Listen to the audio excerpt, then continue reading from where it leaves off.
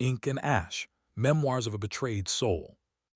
I invite you to experience my newest Gothic tale about military honor, betrayal, and the shadow of retribution on my channel. If these words find resonance in your soul, consider leaving a trace of your presence with a like and subscription. The Codex. My name is Mason Graves. 36 winters have passed since my birth, and only 7 sunrises ago I was merely a former Special Operations commander trying to carve normalcy from civilian life with Sylvia, my 30-year-old wife who teaches literature with hands that dance when she speaks of Poe and Shelley.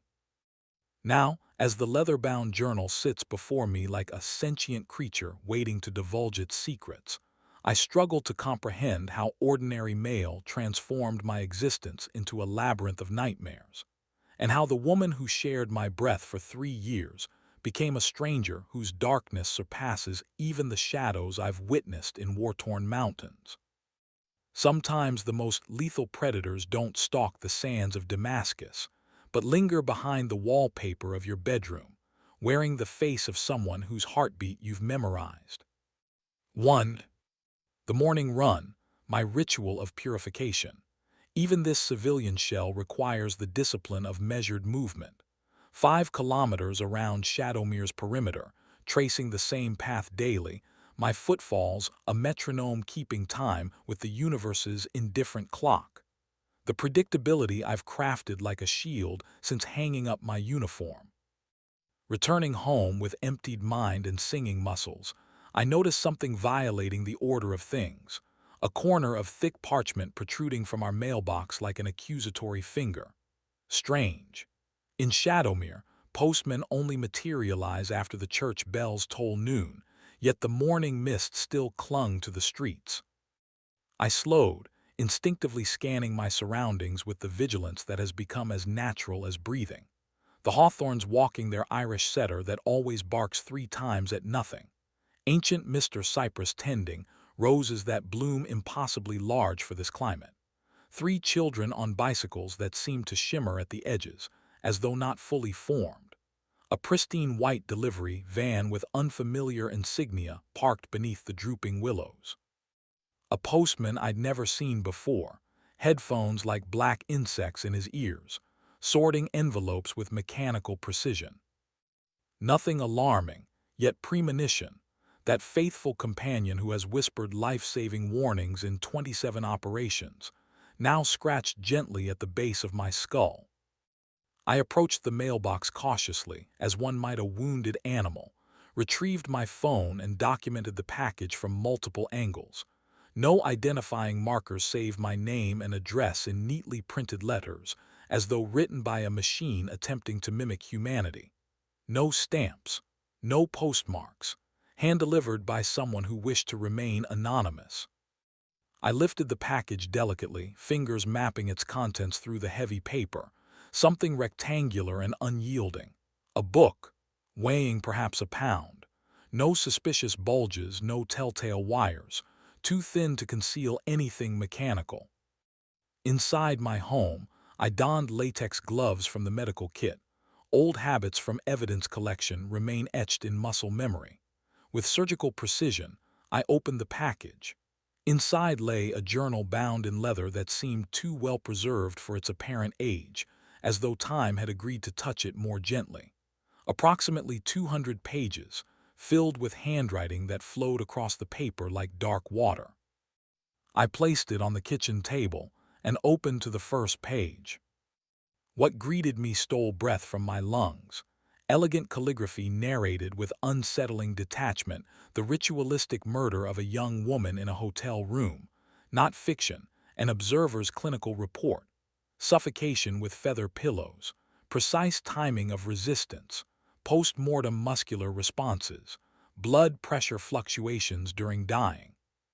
It was documented with military precision, yet interspersed with passages of such haunting beauty that I found myself admiring the prose even as the content repulsed me, like finding a perfect rose blooming from a corpse.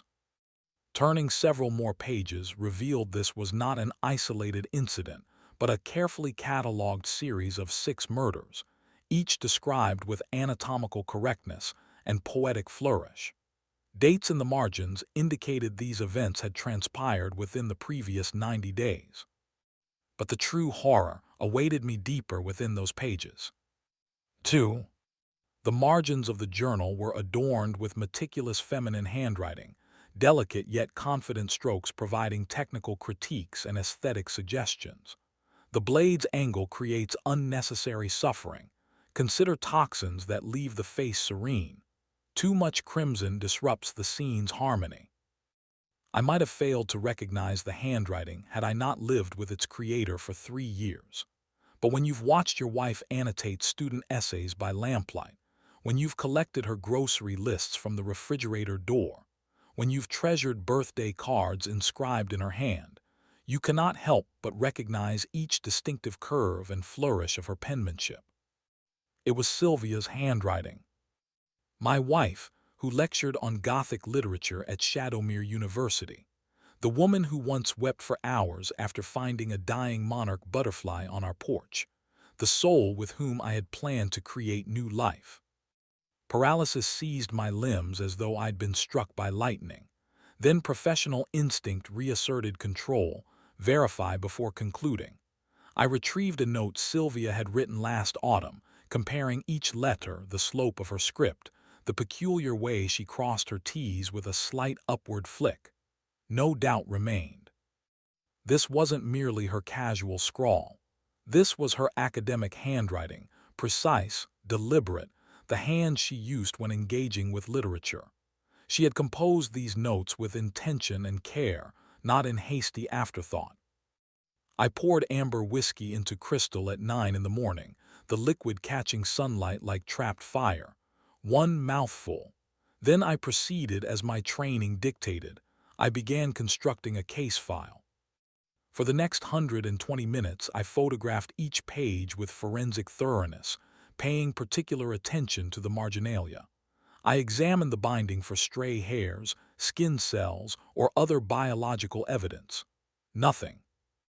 I concealed the journal beneath the garage floorboard, one of 3 hidden repositories in our home unknown to Sylvia. A specialist in covert operations never abandons caution, particularly within the sanctuary of marriage. Especially within the sanctuary of marriage. 3. I chose not to await Sylvia's return from her lectures. Instead, I contacted Vincent, my former squad mate now investigating homicides, arranged a meeting at a tavern where music swallowed conversations whole. Mason fucking Graves, Vincent's grip threatened to crush my hand, a bear's greeting. The ghost returns. Only been 18 months, Vince. I sipped beer that tasted of nothing, though alcohol was the last thing my clarity needed. How's that academic paper on serial murder psychology progressing? Stalled, he muttered into his glass. Should have left the monsters alone. And you, the professor wife still wasting her brilliance on a war-scarred bastard like yourself. I revealed nothing of my suspicions. Told him I was assisting a novelist friend researching a crime series. Requested information on recent unsolved homicides throughout the county. You know, Vincent leaned forward, lowering his voice to a conspiratorial whisper, I could claim protocol violation. But for you, there's something strange brewing in our jurisdiction lately. 3 months of peculiar killings. Different methods, victims sharing no apparent connection, yet each bears the mark of theatrical craftsmanship, as though someone's experimenting with murder as an art form. My heart stumbled in its rhythm. How many victims? 6 confirmed, possibly more. His eyes darted toward nearby tables. We're maintaining media silence, but the details contain disturbing sophistication. This isn't amateur work. Whoever's responsible understands human anatomy with professional intimacy. Medical training, perhaps. Or someone married to a woman who spent formative years beside her pathologist grandfather in morgues and laboratories. I thought silently. Sylvia often reminisced about those childhood lessons in human mortality. I didn't voice this aloud. Instead, I requested case files and timeline information. Vincent agreed with one condition: absolute discretion. I pledged my word. That evening, after Sylvia surrendered to sleep, I created a comparison document on my encrypted laptop. Left column, journal entries with dates and killing methods. Right column, police data Vincent had provided. 5 of the 6 murders aligned with near-perfect symmetry. The 6th lacked an official death date. Decomposition had progressed too far upon discovery. Yet the methodologies, locations, and victim profiles formed an unmistakable constellation pointing to a single hand. Then I noticed the pattern that caused my stomach to contract as though filled with ice water. The journal didn't merely document murders, it chronicled evolution. Each subsequent killing incorporated refinements suggested in Sylvia's margin notes on the previous entry. The killer was learning, perfecting their craft through practical application. And my wife was their literary advisor. 4. The following morning, I initiated something I hadn't done since leaving service: a surveillance operation targeting my own household. Called in sick to the security firm where I consulted. Told Sylvia I needed to attend a conference in the neighboring state. Instead, I positioned myself in a nondescript rental car with tinted windows 100 yards from the university's Gothic Revival architecture. At precisely 3:30 p.m., Sylvia emerged from the Department of Literary Arts, but rather than following her usual route homeward, she proceeded in the opposite direction. Urban surveillance had always been my particular gift. Even with rudimentary training, an ordinary civilian cannot detect professional observation. Sylvia, despite her keen analytical mind, had no chance of sensing my presence. She arrived at the Midnight Inkwell, a cafe in the artistic quarter where absinthe once flowed freely, and where Shadowmere's creative society now gathered for poetry readings and philosophical debates. An unusual choice for clandestine business, too many perceptive eyes. Mental notation: either Sylvia misunderstood operational security, or she employed sophisticated counter-surveillance by conducting meetings where they appeared ordinary. After 10 minutes of solitary coffee, a young man joined her table. Long hair tied carelessly at the nape, worn leather jacket with brass buttons, wire-rimmed spectacles framing intense eyes, the quintessential tortured artist. They greeted each other with the comfortable familiarity of established acquaintances. But I observed something beneath their casual demeanor: a current of intimacy in the almost imperceptible brush of fingertips, the synchronized tilting of heads. I selected a position sufficiently removed to avoid notice, yet within acoustic range. Concealed my features behind a newspaper, borrowed a pen from the server with a rehearsed smile, pretended to solve the daily crossword. Elementary tradecraft, yet consistently effective. Structural integrity of Chapter 2 collapses under scrutiny, Adrian. Sylvia's voice carried the same authoritative timbre she used when lecturing on Bronte. You're rushing toward climax without properly building tension. Suffering requires careful packing to achieve maximum resonance. I considered slow asphyxiation too conventional for our audience. Adrian rotated his coffee cup with evident anxiety. Conventional only because you're documenting process rather than experience. Listen, Sylvia's voice softened to a silken whisper. During the initial 30 seconds, terror floods the system, pupils dilate, adrenaline saturates the bloodstream. Around the second minute, as oxygen deprivation intensifies, euphoria begins to replace fear, consciousness fragments into kaleidoscopic patterns, terror dissolves into surrender. This threshold between existence and non-existence is where true literary transcendence occurs. You must linger here, allowing readers to experience this liminal space where life and death exchange vows.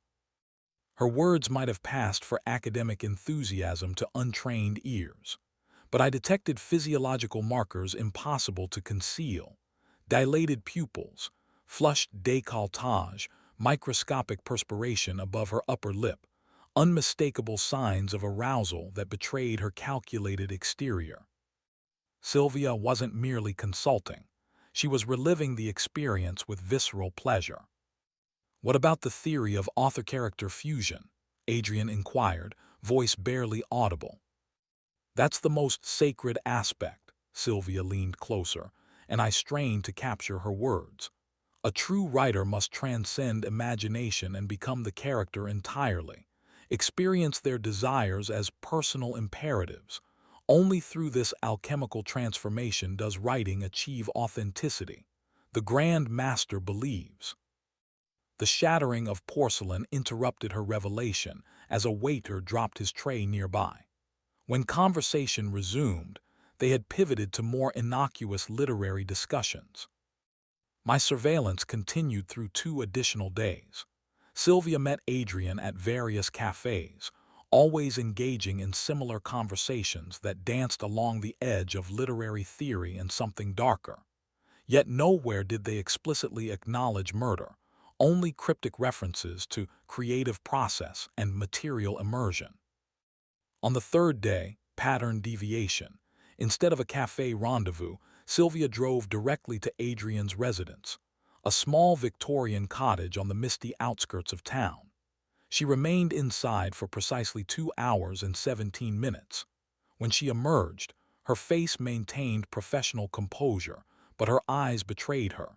They gleamed with the same fevered light I'd observed during her discussion of asphyxiation. Only one path remained, to uncover the complete truth. 5. I awaited nightfall. Adrian's cottage stood isolated at the end of a fog-shrouded lane, ideal for undetected entry. No neighbors within earshot, no surveillance cameras monitoring the approach to the garden entrance. Never had I imagined that skills honed through countless covert infiltrations would one day be employed to breach a civilian dwelling in my own country.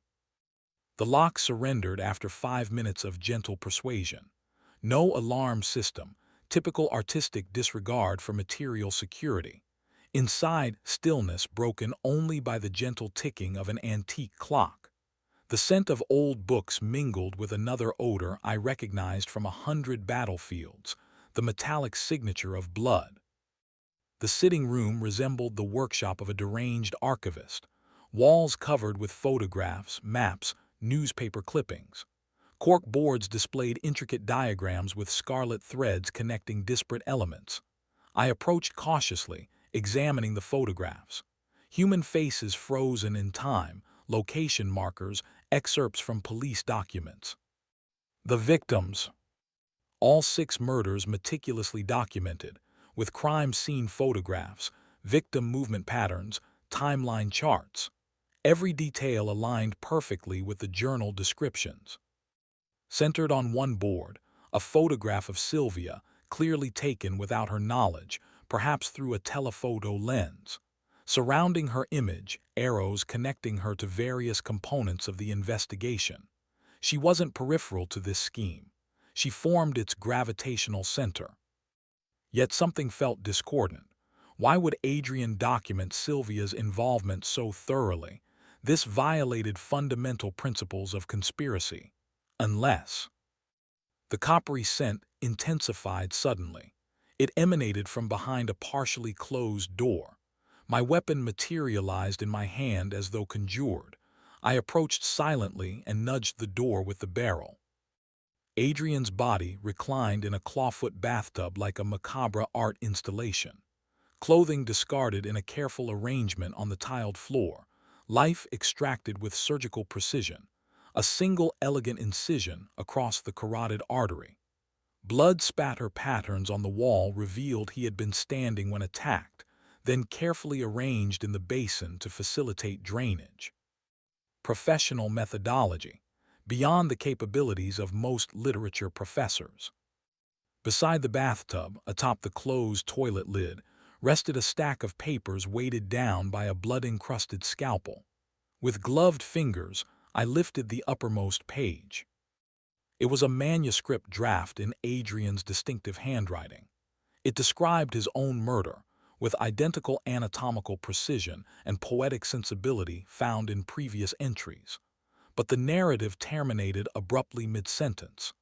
As the blade caressed his throat, he experienced profound revelation, as though the preceding months had merely been preparation for this culminating act of literary. The pen had skidded across the paper, its final journey interrupted when its master felt steel against flesh.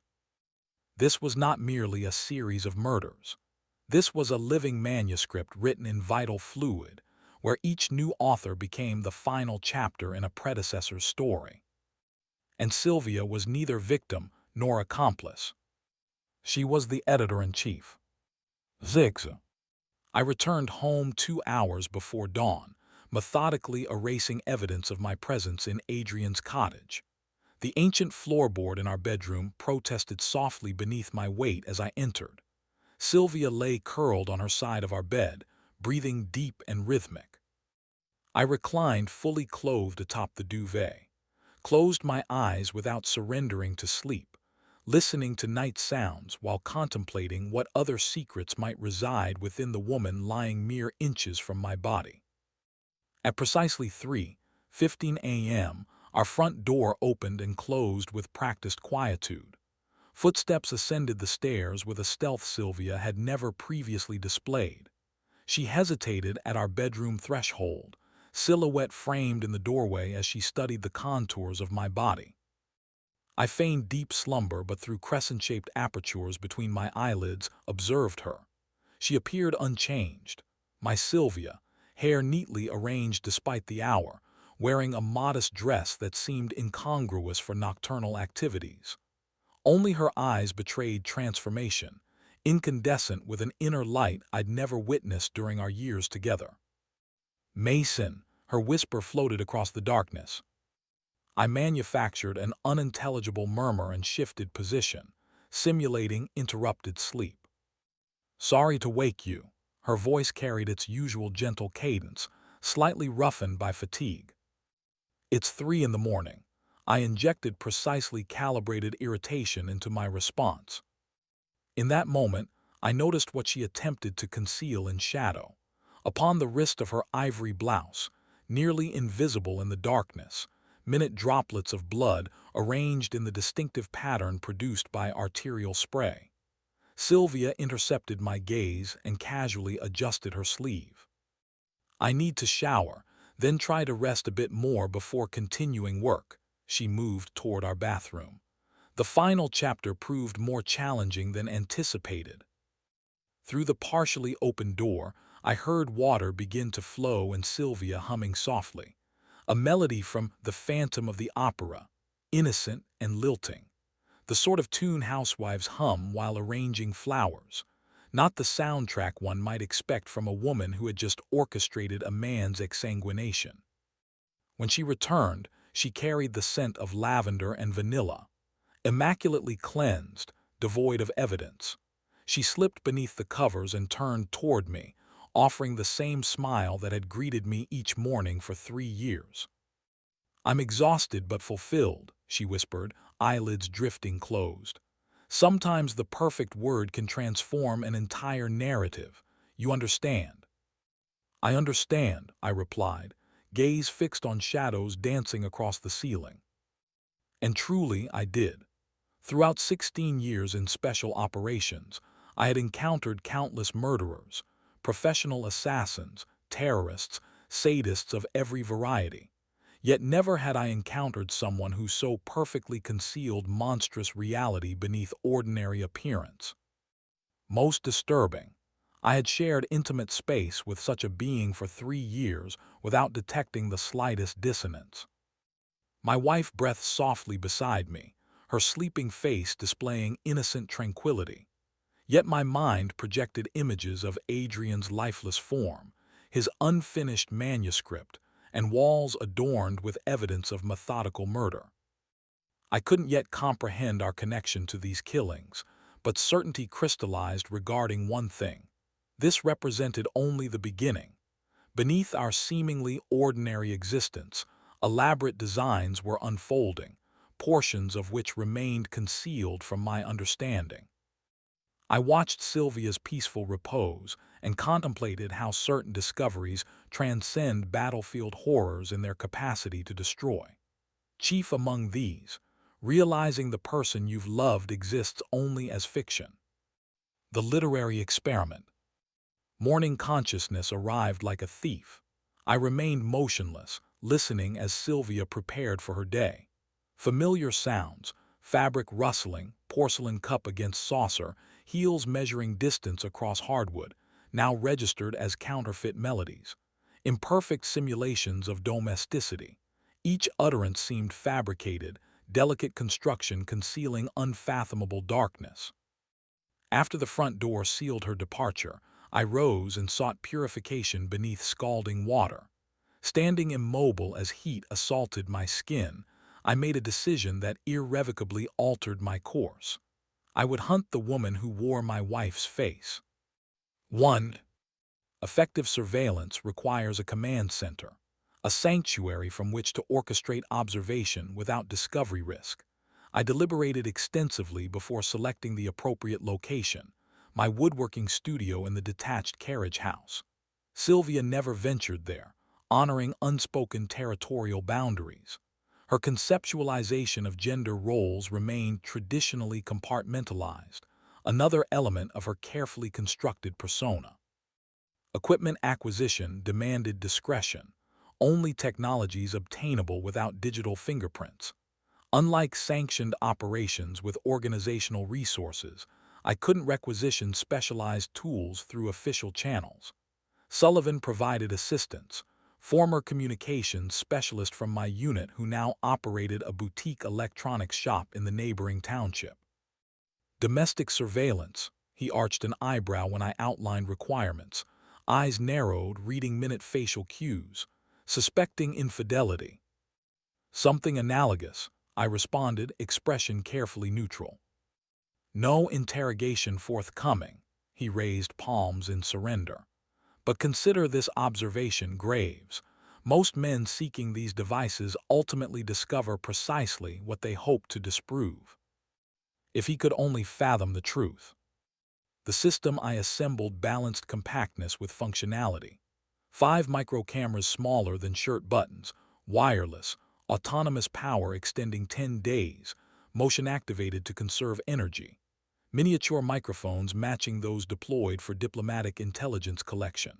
Remote access software for her laptop.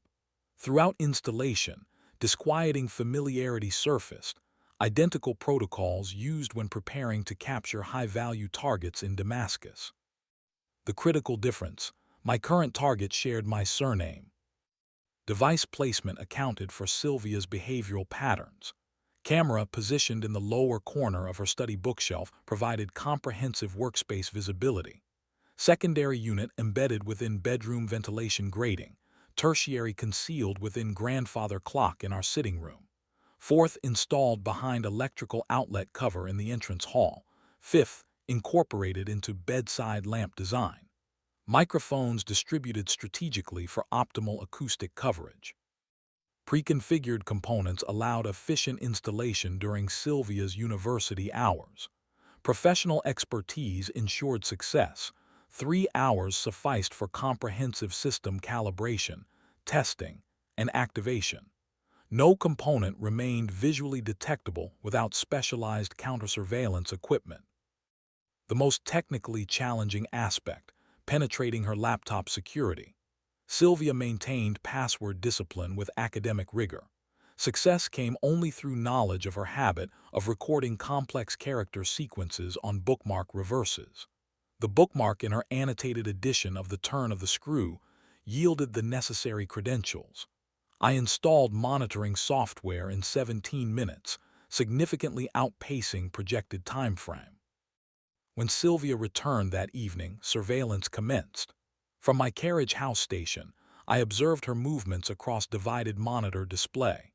The woman on screen perfectly resembled my wife, identical mannerisms, familiar expressions, consistent behavioral patterns.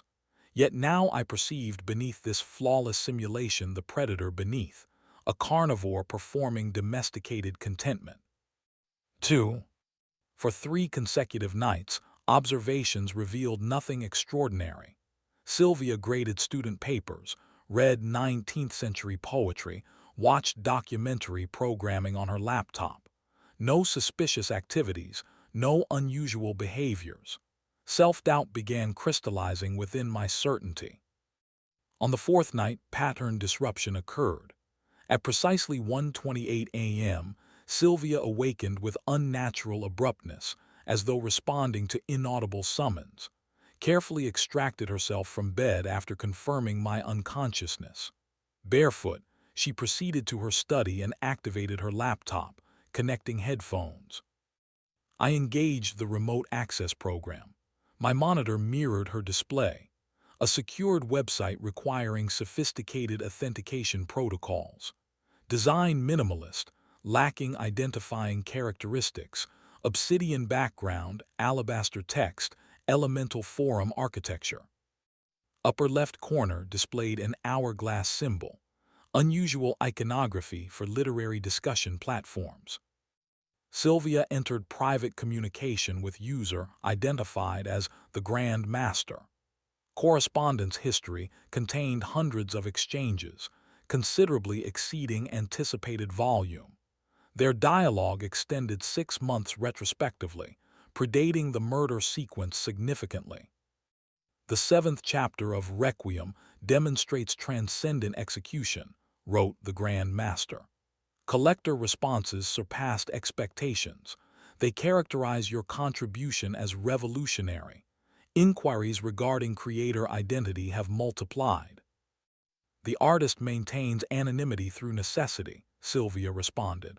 Auction results concluded at 1.2 million. Saudi collector prevailed. The council acknowledges your exceptional talent. Your immersive methodology generates unprecedented authenticity. Blood crystallized in my veins. These exchanges transcended metaphorical communication or literary abstraction. They discussed actual homicides marketed as artistic achievements. The immersion ritual preceding 7th chapter composition achieved perfection, Sylvia continued. The subject embodied my character conception precisely, that penetrating gaze, that controlled power within each gesture. I absorbed his essence completely before transferring it to manuscript. Regrettable that such an exquisite inspirational vessel required sacrifice. This represents our philosophical foundation's supreme virtue, replied the Grand Master. Genuine literature demands more than imagination. It requires physical communion with subject matter, the dissolution of boundaries between creator and creation. Only through intimate connection with those subsequently offered to art can absolute authenticity manifest. Your methodology uniting eros and thanatos represents unprecedented innovation. I stared at the exchange, comprehension dawning with horrific clarity. Sylvia's activities extended beyond murder. She first seduced her victims, established intimate relations before extinguishing their lives, all in service to literary experimentation. Further correspondence examination revealed Sylvia's victim identification process through specialized dating applications, maintaining a separate identity as Cassandra. She selected men corresponding to character archetypes required for her manuscript, followed by seduction, physical intimacy as character immersion, culminating in murder, subsequently documented with disturbing poetic eloquence and anatomical precision. Conversation then shifted dramatically. The concluding chapter requires exceptional characterization, wrote the Grand Master. The narrative cycle demands completion. We've identified the ideal candidate, connected to your narrative's origin point. Selected for his association with me, Sylvia inquired. For his connection to both of you, poetic symmetry. He remains unaware of his significance within our project. Attached document accompanied the message. When Sylvia accessed the file, my screen displayed a photograph of a middle-aged man with military-style haircut and eyes I instantly recognized. Leo Blackwood, sergeant from my former unit. The man who preserved my life in Damascus before transitioning to military journalism. His background renders him ideal for Requiem's final movement, continued the Grand Master. Tomorrow he arrives in Shadowmere. Establish contact following standard protocol. The immersion ritual requires unprecedented depth, given this chapter's narrative importance. Understood, Sylvia confirmed. I shall arrange everything. 3. After 2 nights analyzing Sylvia's correspondence with the Grand Master and associated forum participants, I comprehended the organizational structure they termed literary experimenters. This transcended mere psychopathic collaboration united by bloodlust. This represented a sophisticated hierarchical cult, merging literary ambition with humanity's darkest impulses. At the organizational apex stood the Council of Patrons, anonymous benefactors providing financial support. Below them, curators like the Grand Master, who selected and guided authors like Sylvia. Most disturbing was the character immersion ritual. According to their philosophical framework, authentic art transcends description, requiring physical manifestation of narrative into reality. Before each murder, the author must establish intimate relations with the victim, absorbing their essence for subsequent literary translation. Dating applications facilitated victim identification, targeting specific physical and psychological profiles. Sylvia maintained her Cassandra persona, presenting herself as a widow seeking solace following her military husband's death. This narrative attracted specific masculine archetypes, protectors, frequently with military backgrounds, precisely what her literary project demanded. Each book explored different thematic territory. The current work, Requiem for Forgotten Soldiers, apparently examined military personnel and combat psychological aftermath. Leo's selection as the concluding victim seemed inevitable, a military journalist documenting institutional corruption. That evening, Sylvia received new instructions from the Grand Master.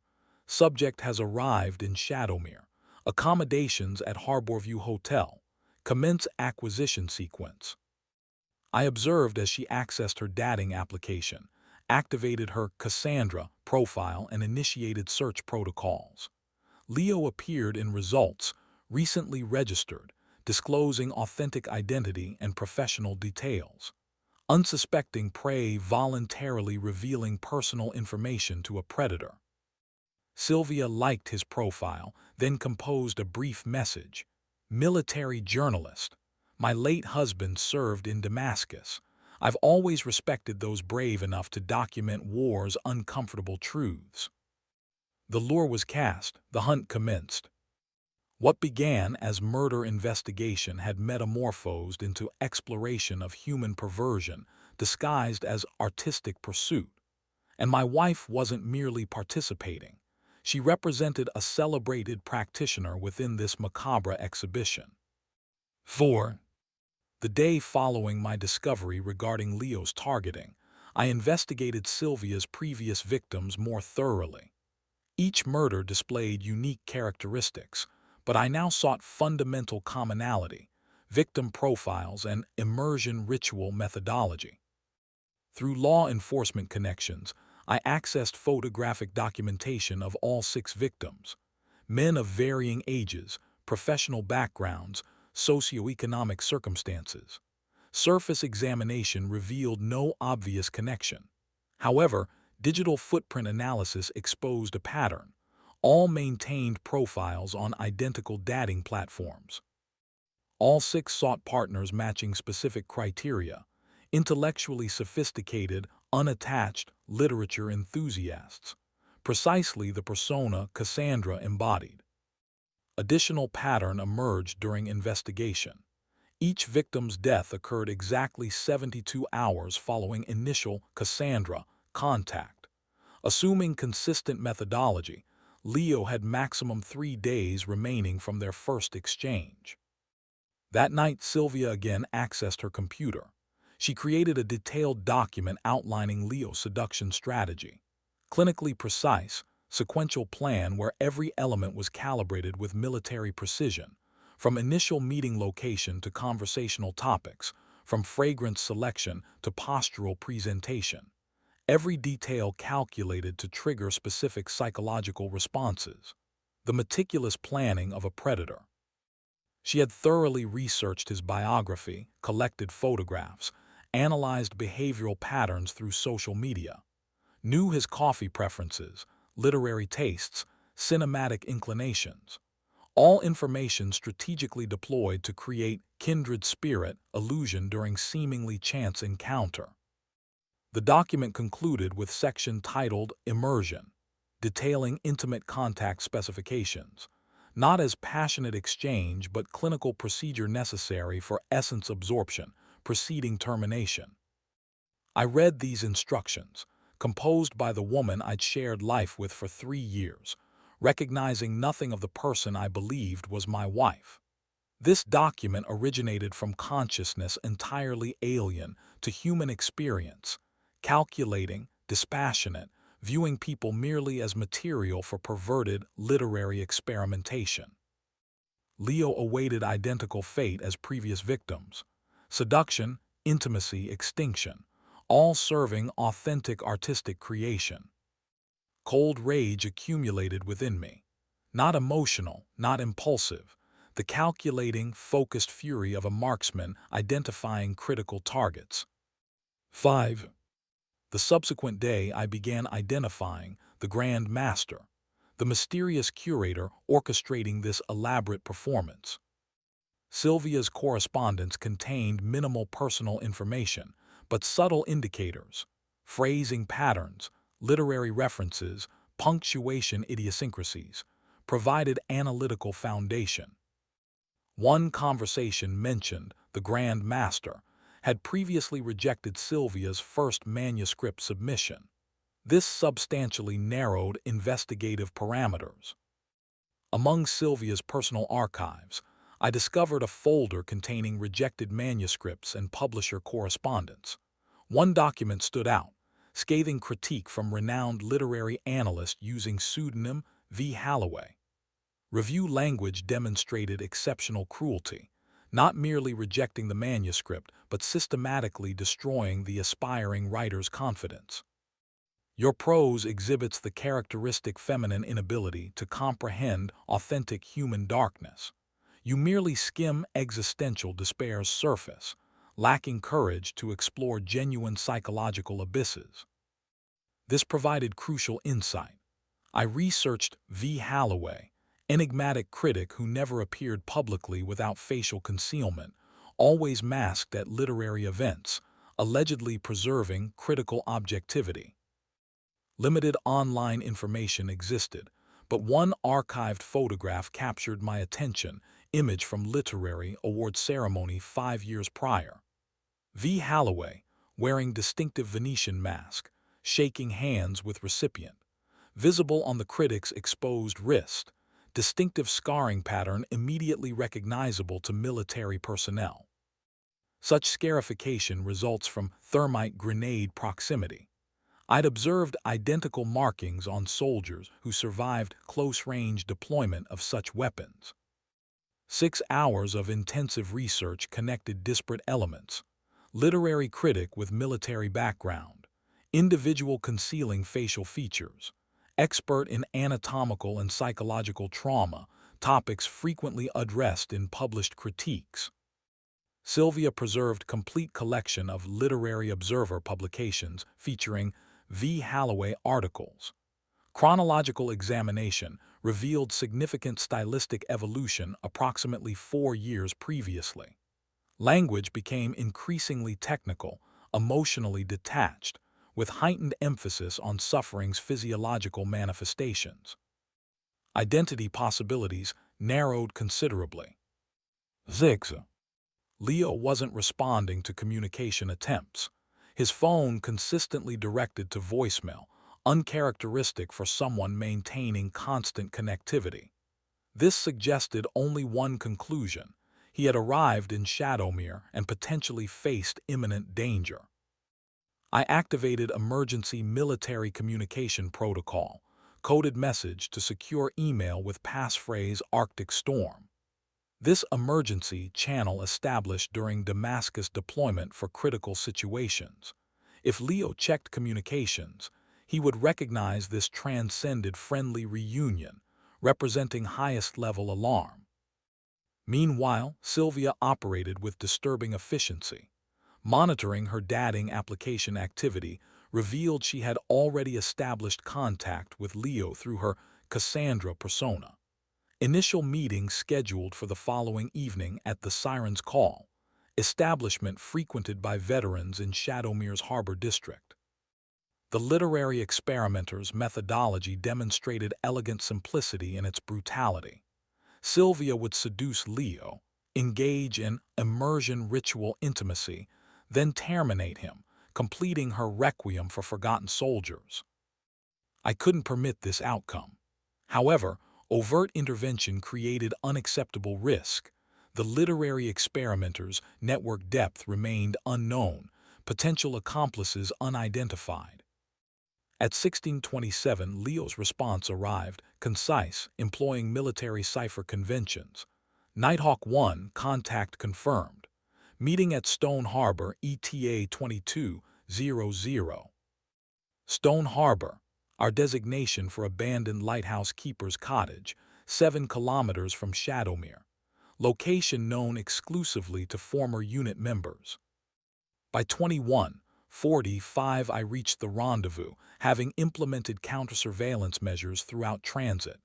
Vehicle concealed half-kilometer distant, remainder traversed by foot. Perimeter security verified, no indication of observation. Leo materialized precisely at appointed time. Physical changes evident since last encounter, beard growth, increased silver at temples. Yet his eyes remained unchanged, vigilant, carrying that distinctive intensity born from witnessing mortality's arbitrary nature. Mason, his embrace communicated genuine affection tempered with professional caution. Never expected highest priority communication after these years. Leo, I indicated the table where investigation materials awaited review. We confront significant complications, extraordinary complications. For 2 hours I detailed my discoveries, from mysterious journal to the Grand Master's possible identity. Leo absorbed information silently, occasionally requesting clarification on specific points. Christ Almighty, he exhaled heavily upon conclusion. Anticipated my article creating institutional discomfort but never imagined becoming targeted by psychopath who happens to be your wife. Recommendations. Law enforcement notification. Impossible, I dismissed the suggestion. Their influence extends too broadly. Even your FBI contact potentially compromised. Independent operation represents our only viable strategy. Reminiscent of Damascus operations, Leo's attempt at levity fell flat. Two-man team against organized opposition. Not precisely, I established direct eye contact. You'll function as tactical bait. I outlined operational parameters. Leo would maintain communication with Cassandra through dating application, consent to meeting, while avoiding isolation with her. We would maintain foreknowledge of all planned interactions through my access to Sylvia's communications. When invitation to literary gathering at Country Estate inevitably materialized, we would implement countermeasures. I would establish sniper position on adjacent elevation, providing overwatch. Leo would carry concealed recording devices and defensive weapons. Objectives extended beyond preventing murder. We required evidence against the entire organization. Excessive risk profile, Leo objected. If she successfully seduced and eliminated 6 targets, we cannot underestimate her capabilities. Procedural question. What prevents her from delivering me to this country house post-mortem? Precisely why you'll consume nothing she offers and maintain continuous emergency extraction protocol. I placed reassuring hand on his shoulder. We've navigated worse tactical situations. Damascus extraction operation carried substantially higher mortality probability. Acknowledged, he conceded after thoughtful pause. One stipulation. Should operation parameters deteriorate, you'll eliminate this entire organization, whatever necessary means, even should I become unavailable. Confirmed. I extended my hand, and we sealed agreement with military handshake, firm grip with characteristic thumb pressure against radial pulse. Symbolic gesture signifying absolute commitment to stated objective. Following Leo's departure, I remained at the lighthouse, reviewing evidence and finalizing operational details. For the first time since investigation commenced, faint psychological relief emerged. I'd secured alliance. Solo engagement against unseen adversaries had ended. Additional satisfaction derived from imminent return to core competency, threat identification and neutralization. Returning towards Shadowmere, philosophical irony dominated my thoughts. 3 years dedicated to war's psychological exorcism, constructing civilian identity. Now conflict had infiltrated my sanctuary, wearing my beloved's countenance. Terminal operation, I concluded. One final mission. Beyond mere duty execution, this represented restoration of boundaries between truth and deception, reality and illusion that had constituted my perceived existence. The trap. Planning perfect murder requires minimal skill. Designing perfect intervention to prevent killing demands infinitely greater expertise, particularly when the killer shares your bed, wears the face you've caressed, and possesses a soul you've fundamentally misinterpreted. Operation Moonfall preparations commenced before daybreak, initiated by Leo's first message to Cassandra from his hotel room. Rarely encounter women who comprehend war's psychological cost. Perhaps coffee conversation. 1. Concealable body armor. Leo examined tactical equipment arranged on the lighthouse table with professional skepticism. Excessive precaution for cafe interaction, surely. I methodically verified equipment functionality. This isn't social engagement. This represents initial penetration of hostile territory. Lamplight accentuated new topographical features on Leo's weathered face. He shook his head slightly. Forgive intrusive inquiry, but emotional impact. You're discussing your wife with detached tactical precision. I continued microphone calibration without visual acknowledgement. Emotional processing remained luxury for future consideration.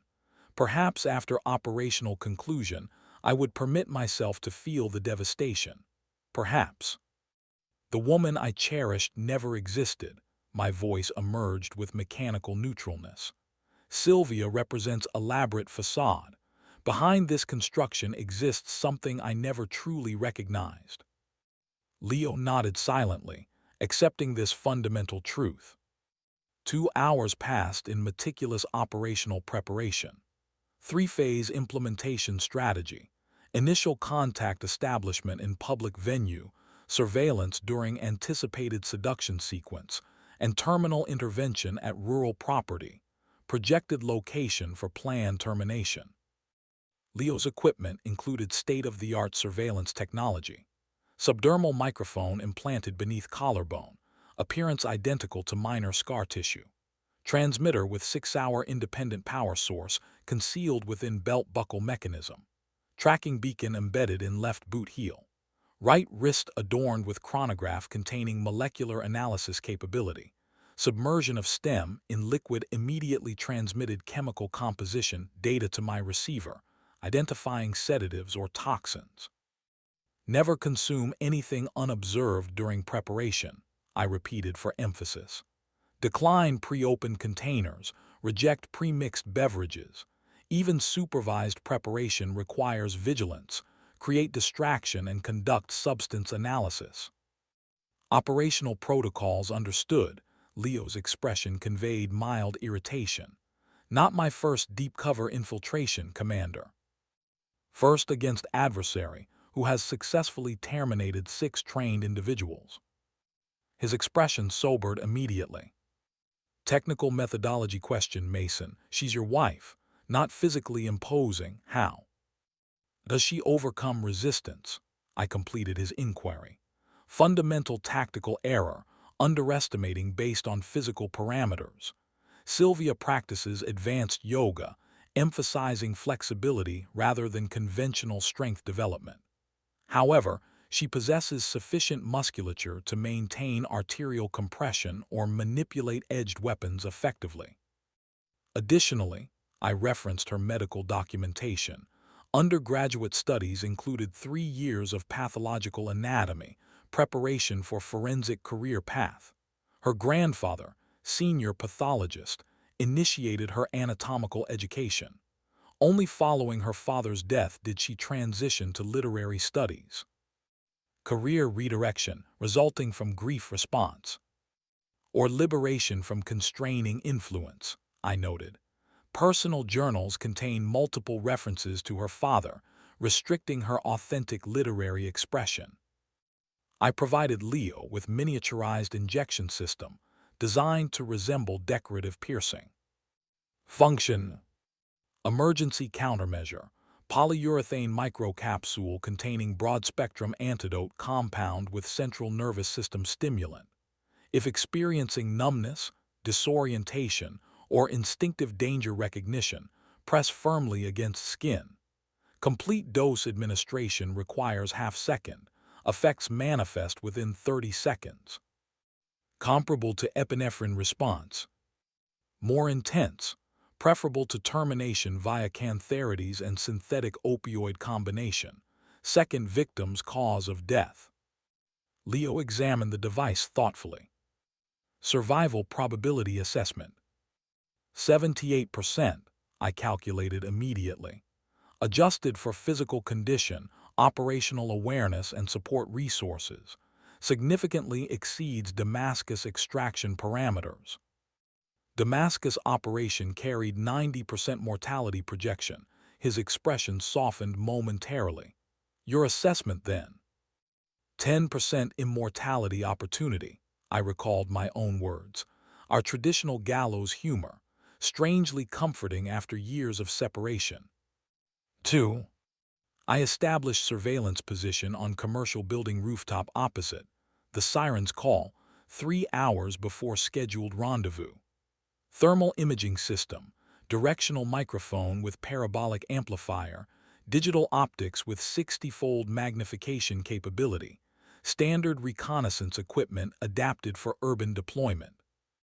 Rooftop temperature registered 4 degrees Celsius, but environmental conditions registered minimally in consciousness.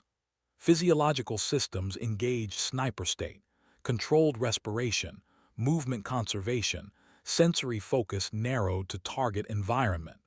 I monitored the establishment's entrance, analyzing all individuals entering or departing. At 1942, motion sensor attached to Sylvia's overcoat activated. She had departed our residence. 8 minutes later, her vehicle passed the tavern, circumnavigated the block, parked in service alley behind the structure. Classic security verification procedure, behavior incongruous with university literature professors' expected patterns. Sylvia entered through service entrance. Charcoal overcoat, hair arranged in sophisticated configuration, cosmetics applied with deliberate minimalism. Appearance consistent with established baseline, intellectual, reserved, attractive through quiet confidence. A woman inspiring trust and emotional investment. Directional microphone captured her brief exchange with bartender, evidently regular patron, recognized without introduction. She selected corner table providing unobstructed view of main entrance with emergency exit position behind her.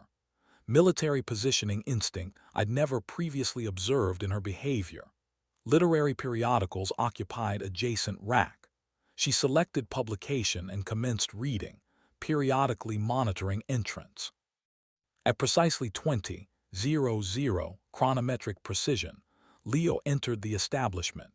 Visual confirmation through window glass, relaxed posture, fluid movement patterns, professional-appearing congeniality directed toward service staff. Perfect simulation of casual patrons seeking evening refreshment. No anxiety indicators visible. He placed beverage order, received draft beer, and subsequently, with apparent spontaneity, noticed the woman occupying corner position. Theatrical recognition gesture, acknowledgement nod suggesting dating application photograph recollection. He approached her table. Cassandra, his voice transmitted clearly through surveillance system. I'm Leo. We corresponded online. Of course, she smiled, gesturing toward vacant chair. I believe I would have recognized you without photographic reference. Interesting assertion. Certain physical characteristics identify those who have witnessed what you have. Her voice matched exactly the cadence and timbre I'd heard countless times in domestic settings. Human, authentic, spinal alignment suggesting vigilance without tension, environmental scanning integrated into casual observation, perpetual readiness for circumstantial anomalies. Leo produced convincing laughter. Occupational conditioning. Soldier's mindset persists beyond service conclusion. As it should, she leaned marginally closer. Integral to authentic identity, fundamental to your essence. And what is that essence? Truth-teller regarding warfare's reality. She delivered this with such apparent sincerity that momentary doubt surfaced within my assessment. Could performance encompass such conviction? Perhaps Sylvia genuinely admired Leo's journalistic integrity. For 90 subsequent minutes, I monitored my wife orchestrating masterful conversational manipulation, penetrating, intimate, addressing military experience aspects rarely disclosed to civilians. She demonstrated perfect interrogative technique, recognized optimal moments for silence, creating space for Leo to articulate long-suppressed perspectives. Her methodology became transparent, precisely timed physical contact at 12 to 15-minute intervals, always targeting locations with concentrated nerve endings, wrist interior, dorsal hand surface, antecubital fossa, progressive proximity reduction, mirroring postural configurations. Classical neuro-linguistic programming techniques I'd employed during hostile interrogations. Sylvia implemented these with naturalistic fluidity, suggesting genuine emotional connection. Would you prefer continuing our discussion in more private surroundings? She suggested after her third wine glass, consumed in measured sips. My collection includes exceptional cognac that might interest you. Procedural deviation from established protocol. Operational planning anticipated initial meeting concluding with contact information exchange and subsequent meeting arrangement after 24-48 hours. Sylvia accelerated timeline unexpectedly.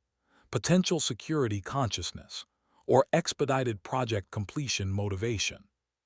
Leo maintained composed exterior. Delighted, his smile appeared genuine, though microphone captured subtle vocal tension.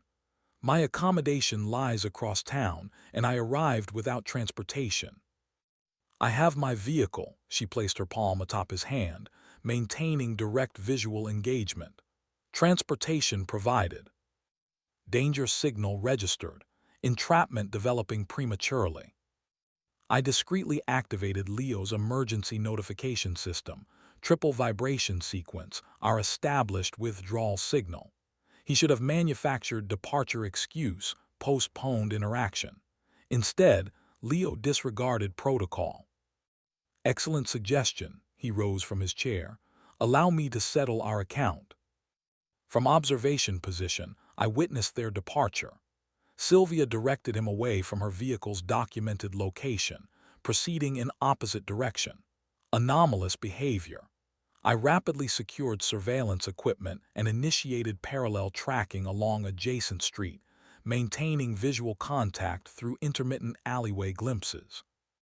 3 blocks distant, they approached black sport utility vehicle with privacy glass, not Sylvia's registered vehicle. She retrieved keys from her handbag and opened passenger access for Leo. He hesitated momentarily, duration so brief only trained observer would detect, then entered the vehicle. Door secured, and the vehicle departed. 3. I maintained surveillance distance behind the SUV, operating without illumination. My motorcycle, specifically modified for covert pursuit, provided acoustic stealth and maneuverability required for urban tracking. Leo's boot beacon transmitted positional data at 30-second intervals to my secure device. Their route avoided Sylvia's residence, instead proceeding toward Shadowmere's periphery. Highway transit, then secondary road access leading toward forested elevation. I maintained distance, relying primarily on digital tracking rather than visual confirmation. Leo's microphone transmitted fragmentary conversation, mechanical interference limiting clarity. Sylvia described her creative retreat, location where she supposedly discovered literary inspiration. Leo maintained conversational flow, but vocal modulation betrayed heightened alertness, imperceptible to Sylvia but unmistakable to me. Approaching destination, Sylvia announced as the vehicle diverted onto unpaved access road penetrating forest interior. Arrival imminent. Suddenly, Leo's transmission signal deteriorated significantly. Interference patterns suggested deliberate signal disruption rather than environmental limitation. Within 30 seconds, communication terminated completely. Electronic countermeasures deployment. Someone had established signal isolation perimeter around the area.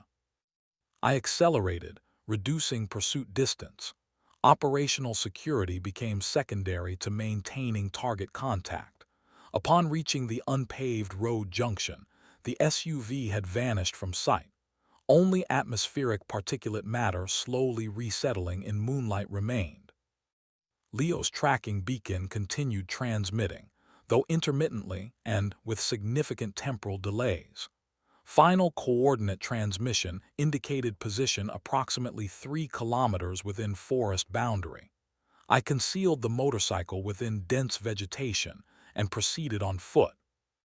Moving silently through woodland, I verified equipment readiness. Silenced semi-automatic pistol secured in shoulder holster.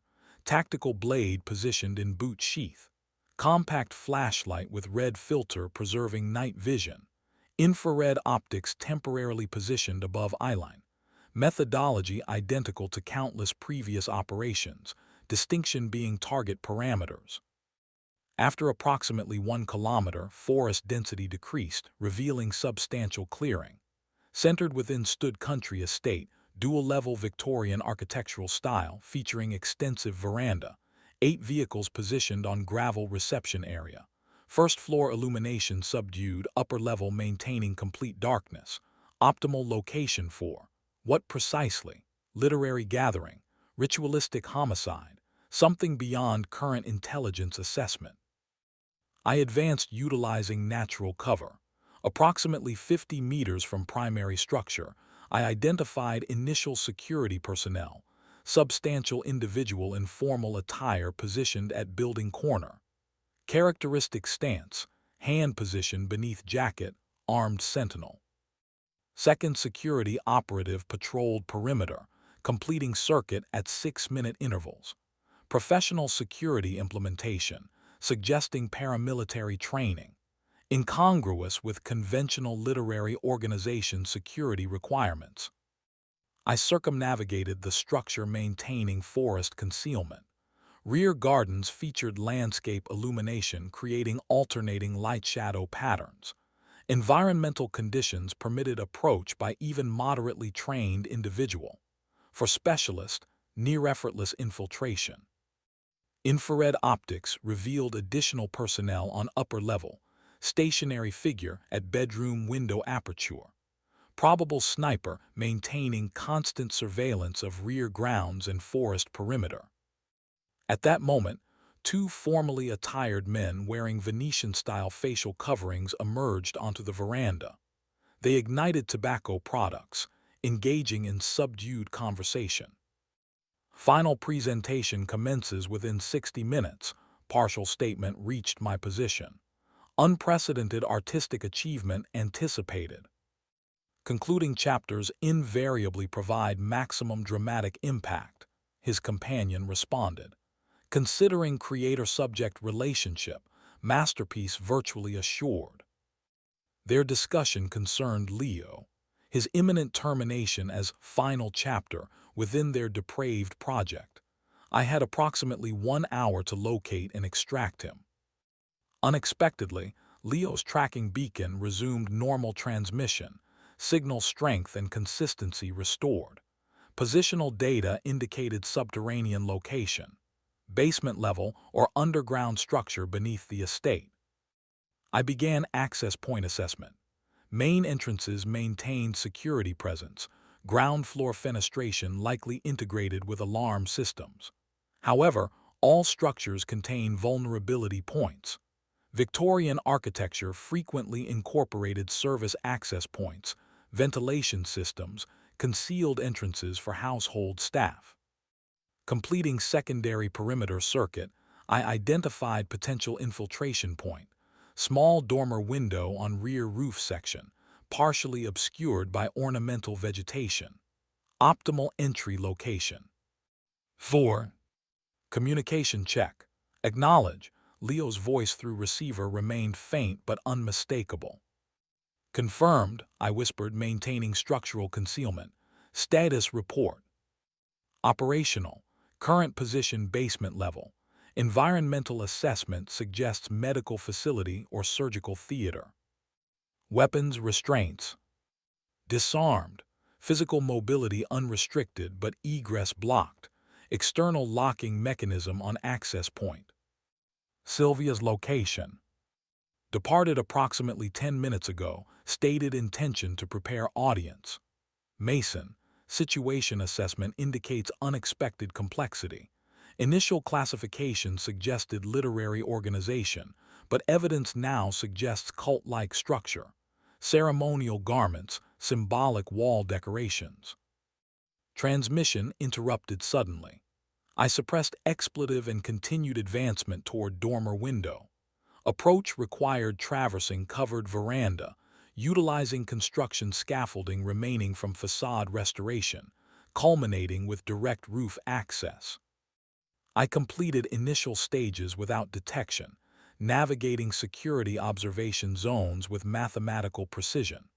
Upon reaching roof position, approximately 6 meters from target window, alarm activation occurred.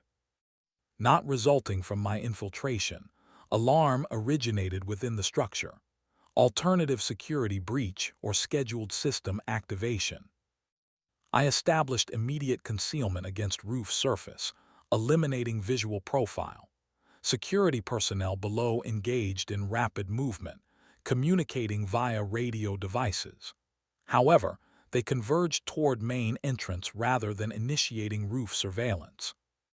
Utilizing this tactical advantage, I approached the dormer window. Locking mechanism engaged but represented minimal security deterrent. 15 seconds later, I achieved interior access, entering abandoned attic space. Attic flooring contained access hatch leading to second level. Acoustic assessment confirmed corridor vacancy. After verifying security personnel focus remained directed elsewhere, I descended. Second floor comprised interconnected chambers decorated with ostentatious luxury elements. Stained glass installations, velvet drapery, gilt-framed artwork throughout. Notably, extensive book collection contained in glass display cabinetry. Closer examination revealed distinctive characteristic, each volume bound in leather of varying chromatic properties. Several specimens displayed disturbing similarity to human dermal tissue. Muffled conversation emanated from corridor terminus. I approached with tactical stealth and established audio surveillance position. Attendees assembled in Grand Hall. Ceremony commences in 20 minutes, female voice, not Sylvia's. Our principal artist prepared. Male response, vocal characteristics suggesting damaged laryngeal structure. Extensively. She completed full meditative preparation ritual, states this composition represents career pinnacle achievement. Most gratifying for our patron, this culmination represents years of anticipation. Discussion concerned my wife and unnamed patron, presumably the Grand Master, the enigmatic curator directing the operation. I continued reconnaissance, seeking basement access. Terminal corridor position revealed service stairwell, optimal vertical transport route. Descending to ground level, I entered apparent storage chamber, likely former household staff staging area. Proximity revealed substantial gathering, numerous voices suggesting significant attendance at nearby location. Half-open doorway led to main corridor extending into building interior. Increased activity evident, masked individuals in formal attire proceeding towards central gathering space. Alternative route required. Adjacent doorway provided access to secondary stairwell descending below ground level. Basement access confirmed. Secured door yielded to lockpicking tools within 40 seconds. I began descent, maintaining silence on aged wooden stairs. The staircase terminated at underground corridor containing multiple access points. Illumination minimal, but renovation evidence visible, modern electrical infrastructure contrasting with historical architectural elements. Corridor terminus featured substantial door. Lock disengaged with minimal resistance, revealing chamber transformed into hybrid medical theater and performance space. Central position occupied by surgical table, surrounded by physiological monitoring equipment. Perimeter organized with tiered seating resembling classical amphitheater design. Clinical white surfaces throughout, surgical illumination directed towards central platform, environment prepared for performative demonstration. Leo stood near far wall restraining young woman wearing medical attire. Two unconscious security personnel positioned on floor nearby. Predictable infiltration success. He acknowledged my arrival with professional nod. Immediate extraction recommended. This facility exceeds worst-case scenario projections substantially. Situation assessment forthcoming during withdrawal. I examined the restrained medical professional. Communication capability. Sedation ensures minimum 60-minute unconsciousness. Leo indicated pharmaceutical container on nearby surface. Administered her own sedative compound. Dosage calculated for extended effect. We positioned the unconscious woman on the floor and proceeded toward exit. At that precise moment, the operating theater door opened fully, revealing Sylvia in the threshold. Her attire differed significantly from tavern presentation, now wearing floor-length crimson gown reminiscent of formal evening attire. Hair unrestrained, cascading across shoulders, hand clutching anomalous metallic implement resembling antiquated surgical instrument. Mason, my beloved husband, surprise absent from her expression. Your arrival was inevitable, merely temporal uncertainty remained. Her voice maintained gentle modulation, almost tender intonation, identical to expressions of affection throughout our marriage. Yet her eyes conveyed fundamental alteration, detached, observational, as though I observed perfect simulation of my wife's external form, animated by entirely foreign consciousness. 5. Temporal perception underwent subjective deceleration. I elevated my weapon, establishing targeting solution on Sylvia. She remained stationary, head tilted marginally, studying my positioning with analytical detachment reminiscent of scientific observation. You won't discharge your weapon, she stated with absolute certainty. Had termination been your objective, implementation would have occurred during vulnerable unconsciousness. You require information. I shall provide it. Her confidence projected such absolutism that momentary manipulation awareness surfaced, as though current circumstances represented predetermined narrative composed long before journal discovery. Security personnel location. I maintained weapon alignment. Your isolation seems strategically questionable. This represents my definitive creative moment. She advanced one step. My culminating chapter, Artistic integrity requires exclusion of external influence. Two masked figures in formal attire materialized behind her.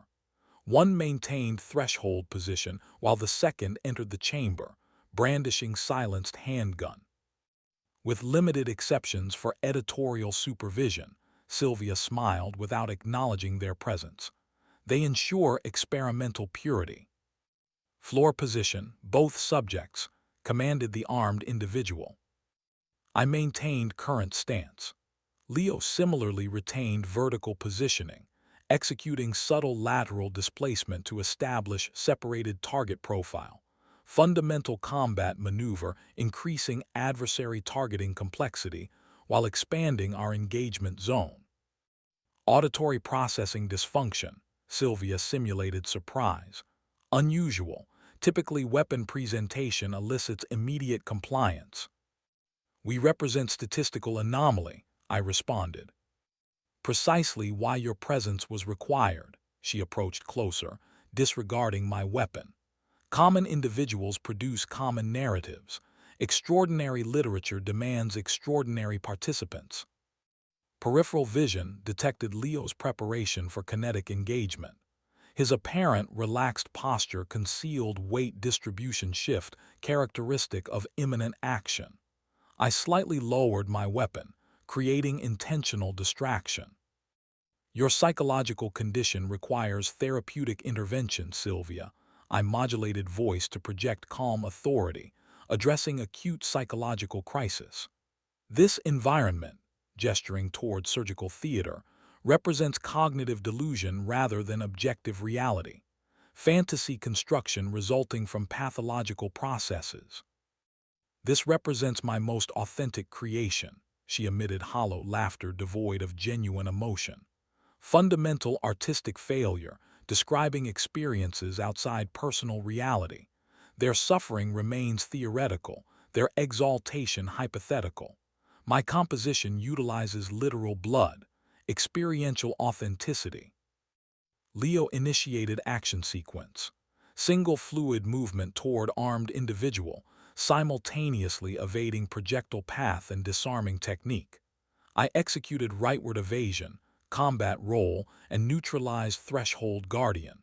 Suppressor functioned optimally, minimal acoustic signature beyond impact sound. Sylvia remained motionless, apparently anticipating this development.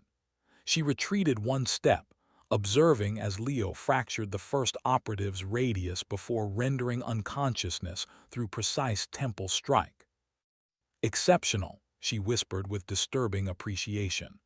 Choreographed violence demonstrating sublime efficiency, regrettable expenditure on inconsequential supporting characters. I reestablished weapon targeting on her facial center mass. Exit location. Conceptually omnipresent yet physically inaccessible, she shrugged with theatrical indifference. Surely you comprehend the estate's security perimeter. Departure attempt guarantees termination. Relevant inquiry isn't escape feasibility but truth disclosure before inevitable conclusion. Elaborate. Organizational architect identification. Literary experimenter's administrative structure. Your specific selection for narrative conclusion. Corridor disturbance interrupted. Physical altercation sounds and isolated gunshot. Someone approached the operating theater. Temporal constraint. Leo grasped my shoulder. Immediate extraction required. Secondary exit. I redirected attention to Sylvia. Location. Facilities of this nature invariably maintain emergency egress. Behind medical supply cabinet, she indicated distant wall fixture. Concealed passage accessing tunnel system terminating in forest approximately 100 meters from main structure. Escape remains theoretical. His arrival is imminent. Whose arrival? The Grand Master. Feverish intensity animated her expression. Leo located the indicated cabinet and began searching for concealed mechanism.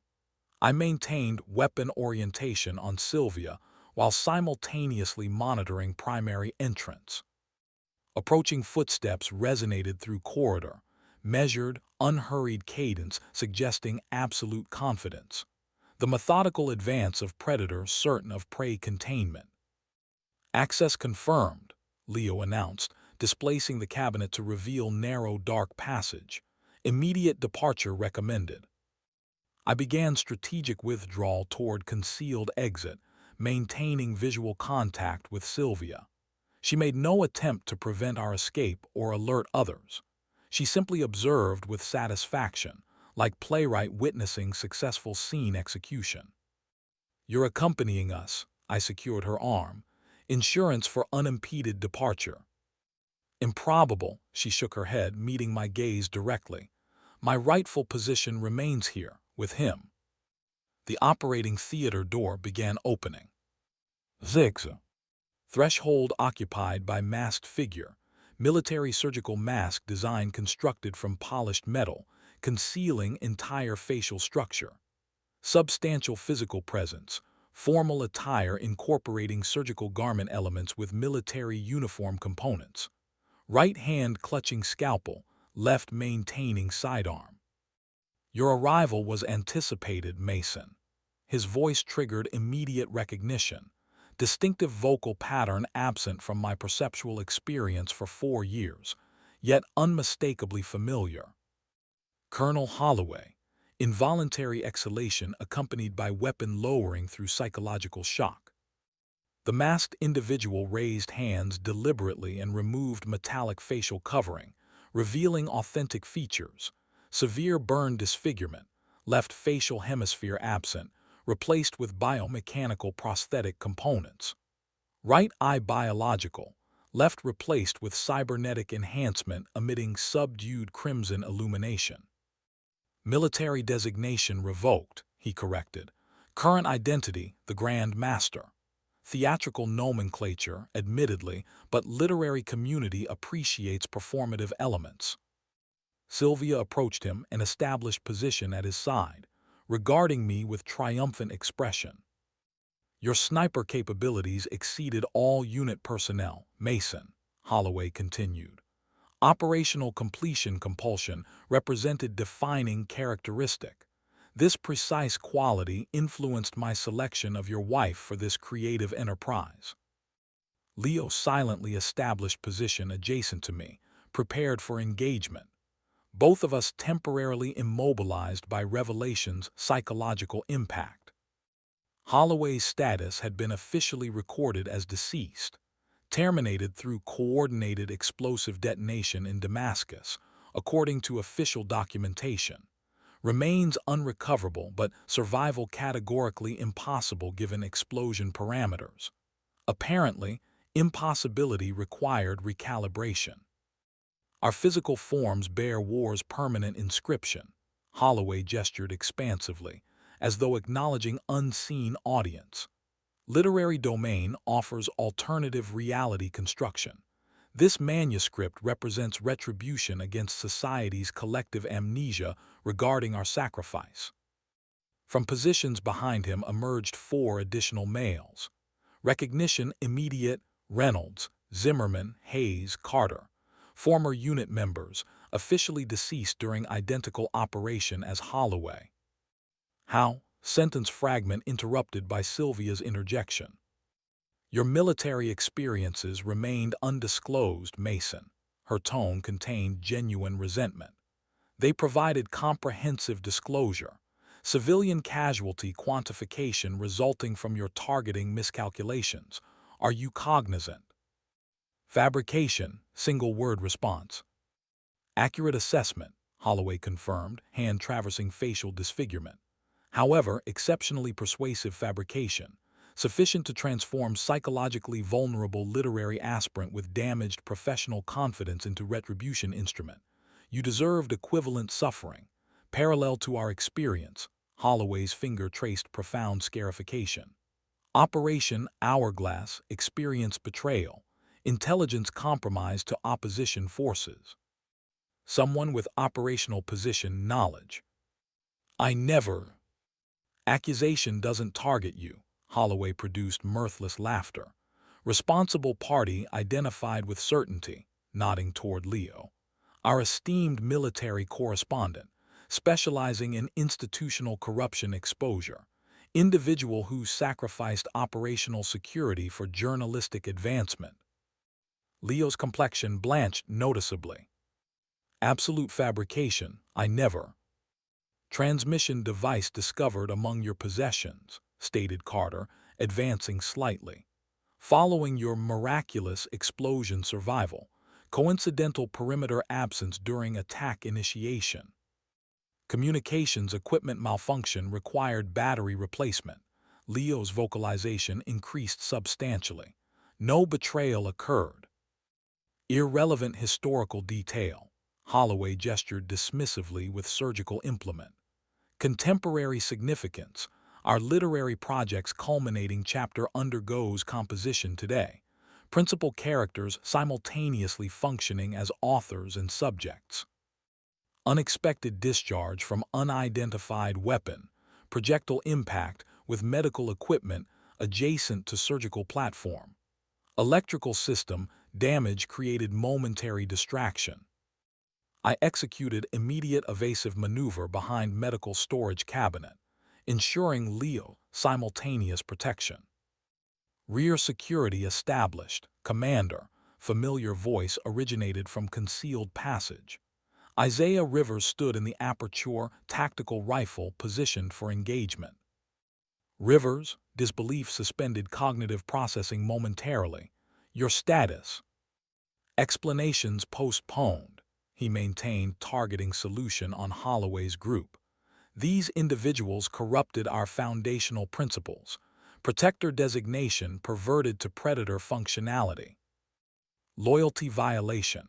Holloway's voice emerged as primal vocalization. Your allegiance was guaranteed, trust extended. Infiltration necessitated convincing performance. Rivers responded with professional detachment. 4 years gathering intelligence within your organization, documenting activities. Operation conclusion phase initiated. Literary experimenters permanently decommissioned. Temporal suspension seemed to manifest. Holloway, Sylvia, and 4 deceased operatives positioned opposite our 3-person element. Psychological tension approached critical threshold.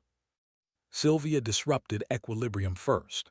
She secured the scalpel Holloway had momentarily relaxed, launching herself toward us with unexpected velocity, targeting Leo's throat.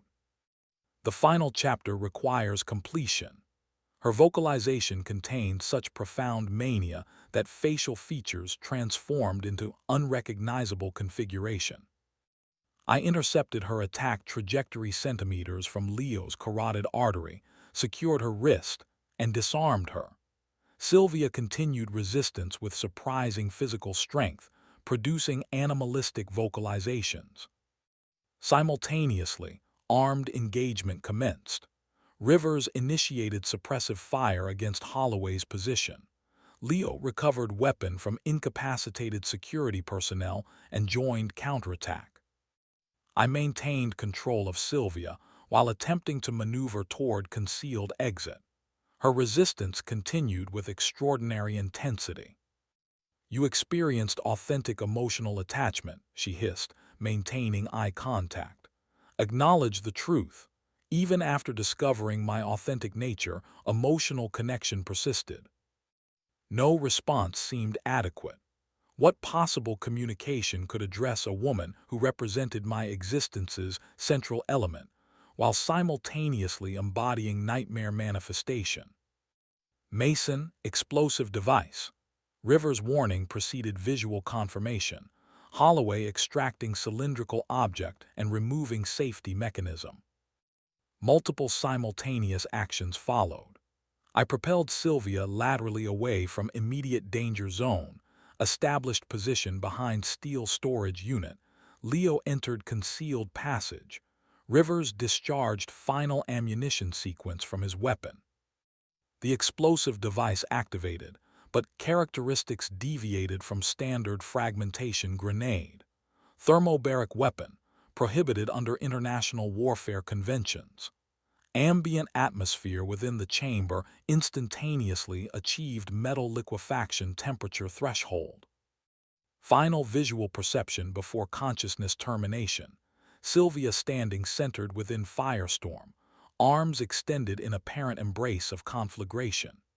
Hair transformed into luminous corona, garment metamorphosing into flame tendrils, yet she maintained vertical position, directing gaze toward me through fire's undulating veil. Lip movement continued, articulating words inaudible through combustion's acoustic domination. Yet comprehension occurred nonetheless. The identical phrase concluding the journal's final entry discovered in my correspondence. When conflagration consumes physical reality, only elemental truth endures. And fundamental truth reveals only two authentic existential constants, love and death intertwined within universe of deception. Eternal repentance. Consciousness returned gradually through perceptual layers. Initial sensation, auditory ringing accompanied by metallic taste. Subsequently, localized pain in right shoulder region and carbonized polymer olfactory stimulus. Temporal disorientation persisted. Seconds. Minutes elapsed since detonation. I occupied unnatural position behind overturned medical storage unit that absorbed primary explosive force. Awareness returned with tactical assessment. Holloway's deployed device demonstrated atypical characteristics for thermobaric weapon, either intentionally modified or deliberately selected for reduced effect. Destruction parameters indicated calculation rather than coincidence. 1. Reddish particulate matter maintained atmospheric suspension as visual function normalized. Projectile discharge within smoke concentration, precise, professional, accompanied by distinctive bolt mechanism operation of high-precision rifle. Sequential discharge followed. Methodical room clearing protocol implementation evident. I executed careful positional adjustment, attempting visual penetration of smoke density. Metallic reverberation of discharge sequences continued, reflecting from subterranean architectural elements. Reynolds, right flank positioning, 20-degree orientation, 3 meters distance, originated from quiet, controlled voice. Carter behind overturned medical platform, wounded but operational. Immediate voice recognition from distinctive target designation methodology. Rivers, Sergeant Isaiah Rivers, premier heavy weapons specialist from our unit, officially deceased alongside Holloway and remaining personnel. Rear security established commander. Rivers communication directed specifically toward me. Vertical positioning authorized. Perimeter control established. I carefully established upright position, maintaining weapon readiness. Through dissipating smoke, Rivers' silhouette materialized, positioned at structural breach, operating M40A5 precision rifle with thermal targeting system. Marine Corps Sniper Program standard equipment, my professional signature weapon. Physical condition assessment, he inquired while maintaining optical alignment. Additional discharge, target neutralization confirmed. Verify Leo status, position right lateral to your current location. I quickly located Leo. Compression injury from structural debris impact, conscious, laceration above orbital ridge, thermal injury to left upper extremity. Assisted extraction from debris field, maintaining environmental security assessment. Their corruption of our fundamental principles transcended acceptable boundaries, Rivers stated, lowering his weapon and approaching. 4-year intelligence gathering operation through organizational infiltration. Anticipated resolution through legitimate judicial process. Extended covert operation. Leo's vocal production reflected incredulity. National Security Agency, Special Activities Division, Z-19 designation, Rivers responded. Following detonation, local nationals discovered us. Holloway's physiological status critical, others similarly compromised. NSA extracted personnel through classified channels, suppressed survival documentation. Holloway's regional insurgent network knowledge presented intelligence opportunity. However, psychological transformation occurred. Literary experimenters, conceptualization, and implementation followed. Your operational parameters. I studied former comrades' facial features intensely. Official status, deceased. Operational status, surveillance asset monitoring presumed deceased operatives. He indicated neutralized personnel. Anticipated eventual targeting against you, Mason. Sole surviving officer from Operation Hourglass. Exclusive source of operational truth. 2. Further debriefing interrupted by structural breach. Operating theater access point violently displaced. Holloway, mobility compromised through lower extremity projectile impact, attempting withdrawal. I immediately raised weapon and discharged, impact achieving right patellar destruction. Holloway collapsed with suppressed pain vocalization, continued ineffectual retreat attempt through crawling motion. Termination incomplete, Leo retrieved fallen operative's weapon. Subject remains operational. We advanced through destruction zone, navigating architectural and equipment remnants. Smoke dispersal revealed comprehensive devastation, medical equipment displacement, monitoring systems destruction, security personnel in various unnatural postural configurations. Remaining deceased, unit members, Reynolds and Hayes, utilizing medical equipment fragments as improvised defensive positions, alternating suppressive fire to prevent our advancement. Recognizable tactical approach, intersecting fields of fire establishing inescapable targeting zone. Rivers left approach vector. I issued directive utilizing command methodology dormant since final operational deployment. Leo, coordinated movement, right trajectory. Leo and I executed bypass maneuver around primary engagement zone, implementing close-quarters combat techniques refined through extensive urban conflict experience. Rivers provided precision suppressive fire, methodically reducing adversary operational radius. Cease hostilities. Holloway's amplified vocalization resonated. Hostage secured. He extracted Sylvia from concealment behind overturned medical transport device, disheveled appearance, facial blood evidence, but maintaining vital functions. She demonstrated no resistance behavior, produced no vocalization, simply observed with detached curiosity, as though witnessing theatrical performance rather than experiencing mortal jeopardy. 3. Additional advancement guarantees terminal consequence. Holloway positioned surgical implement against Sylvia's throat. Though outcome remains predetermined, final chapter completed. Mason, strategic victory achieved. No visual assessment of Sylvia required to understand. The scalpel against her throat generated no anxiety response. Her eyes communicated complete awareness. She represented willing participant rather than coerced victim, potentially more integral to operational design than Holloway himself. Release my wife. Vocal production maintained neutral emotional affect. I advanced incrementally. Weapon targeting center mass between Holloway's optical organs. Further advancement ensures literary conclusion written in her hemoglobin. Hand containing edged weapon demonstrated visible tremor, contrasting with Sylvia's continued composure. Absence of fear response requires explanation. Consider ironic elements. I continued methodical approach. Your literary creation represents complete fabrication.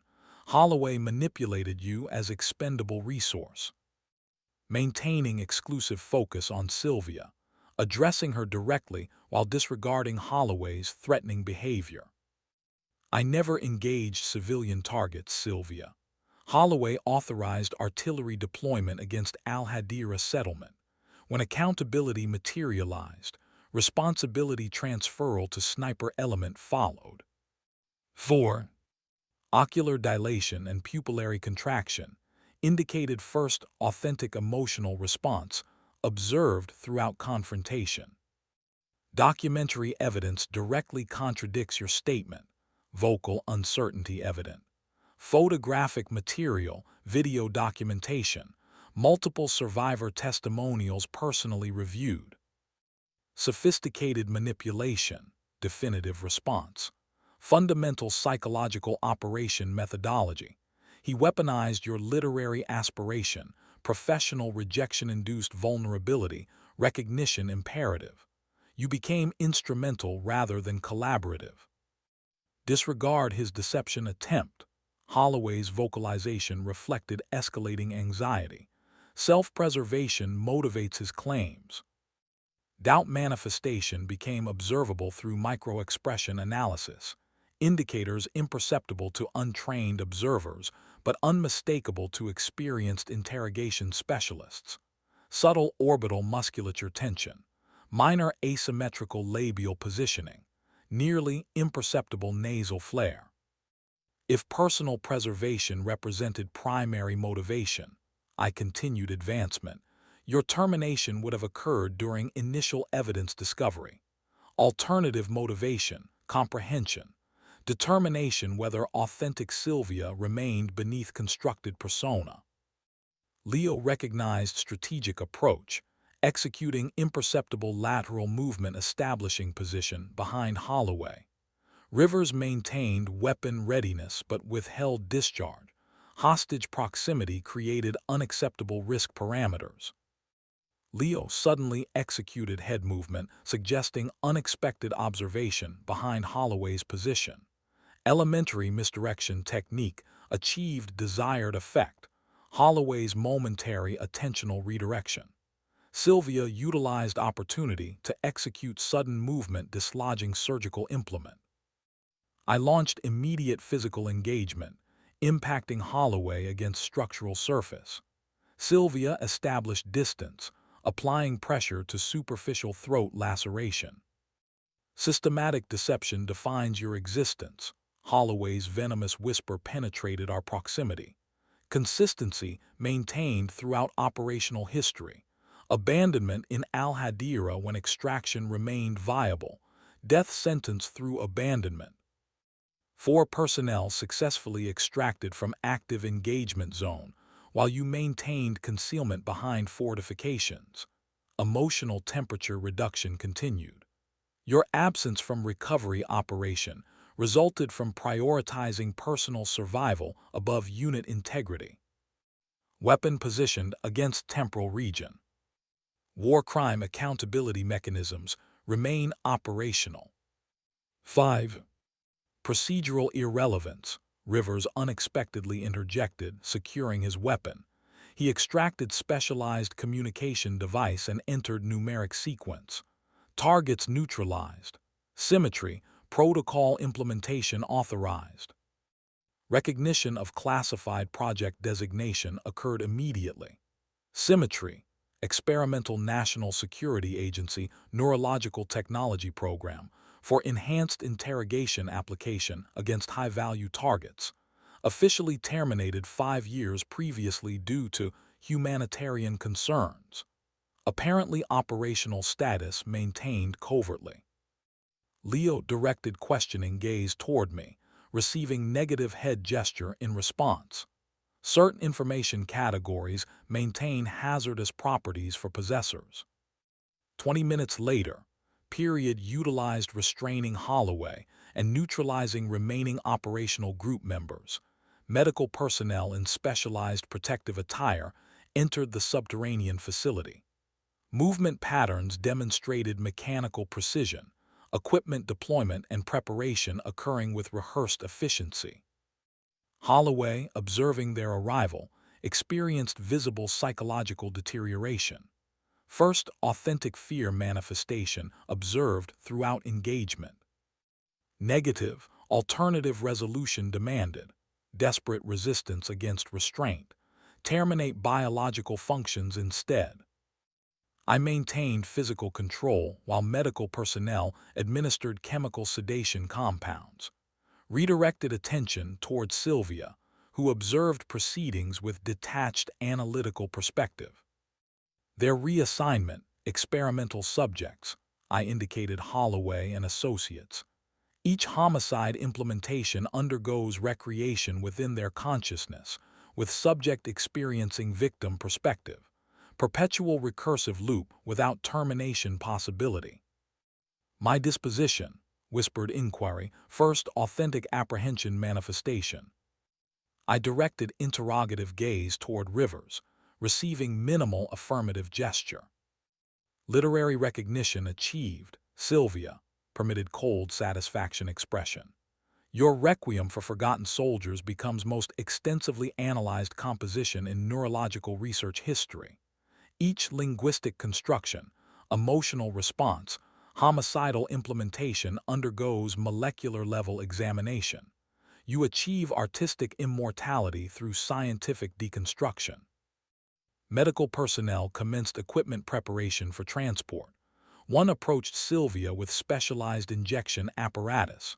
She offered no resistance, maintained unwavering visual contact with me. Authentic emotional attachment existed. Final inquiry as injection mechanism contacted cervical region. Beyond superficial connection. No response provided. Certain questions transcend appropriate response potential. 6. 3 years post-operation. Classified military research installation within Arizona desert topography. Navigated 6 sequential security protocol levels before accessing primary research sector.